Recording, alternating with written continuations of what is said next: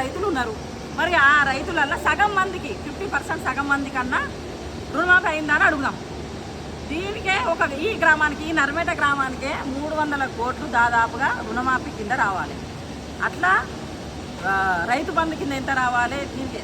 దేనికి ఏ రైతుకు ఏం చేయకుండా కూడా ఇవాళ నర్మేట గ్రామానికి నేను అభివృద్ధి చేసిన నేను అని శంకుస్థాపనకు వస్తున్నావు. ఇది కరెక్ట్ కాదు.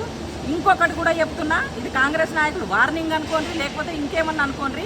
రాష్ట్రం అంతటా సభలు పెట్టి ఎక్కడ పడితే అక్కడ గత ప్రభుత్వాన్ని, ముఖ్యమంత్రిని, గత మంత్రులను ఎక్కడ పడితే అక్కడ మాటలు అన్నట్టు ఇక్కడ కూడా తొక్కుతా నరుకుతా. ఇది బాగా తెలివికల నియోజకవర్గం. ఇక్కడ ప్రజలలోనే అది అణువణువున రక్తంలో ఉన్నది.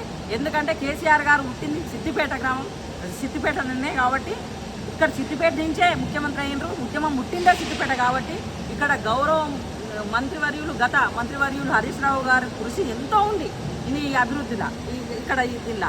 అందుకని దీనికి ఎక్కడైనా ఏ కోశానైనా రేపు పెట్టుకో. ముఖ్యమంత్రి కాబట్టి, ఈ ప్రభుత్వం కాబట్టి మీరు చేసుకో, ఇక్కడనే మురిసిపో, ఇక్కడికే ఆగిపో. ఎందుకంటే మాది గతము, రాష్ట్రాన్ని మేమే తెచ్చినాం, గతము మాదే, రేపు భవిష్యత్తు కూడా మాదే.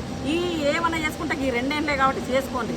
అట్లానే మేము చేసుకుంటున్నాం, మేము బాగా ఉత్సాహవంతంగా ఉన్నాం, మేము సంతోషంగా ఉన్నామంటే ఈ 2 ఏళ్ళు చేసుకోకని గత ప్రభుత్వాన్ని కానీ, గత ప్రభుత్వంలో ఉన్న మంత్రులను కానీ, నాయకులను కానీ ఎవరిని ఒక మాట అన్నా, ఇక్కడ విమర్శించినా ఊరుకోవడానికి, ఆగడానికి ఒక్కరు కూడా సిద్ధంగా లేరు. అందరం మేము కూడా ఎదుర్కోవడానికి సిద్ధంగా ఉన్నామని ఈ రేవంత్ ప్రభుత్వానికి, కాంగ్రెస్ ప్రభుత్వానికి హెచ్చరిక చేస్తున్నాం. నువ్వు రైతులకు ఏదైతే నువ్వు హామీలు ఇచ్చినావో, ఏదైతే గ్యారంటీలు ఇచ్చినావో అవి చెయ్యి. ఇక్కడ ఇంకా డెవలప్ నువ్వేమన్నా నిధులు తీసుకొస్తావా అవి చెయ్యి. ఇంకా భవిష్యత్తులో నువ్వు ఇంకేం చేస్తావా చెయ్యి. సంతోషం. రైతులకు నువ్వు ముఖ్యమంత్రిగా ఏం చేస్తావో అదే చెప్పు. కానీ గత ప్రభుత్వాన్ని ఇక్కడ కూడా నాకు ఏం విమర్శలు చేయకుండా నీ పని వచ్చిన పని చేసుకొని పోవాలి.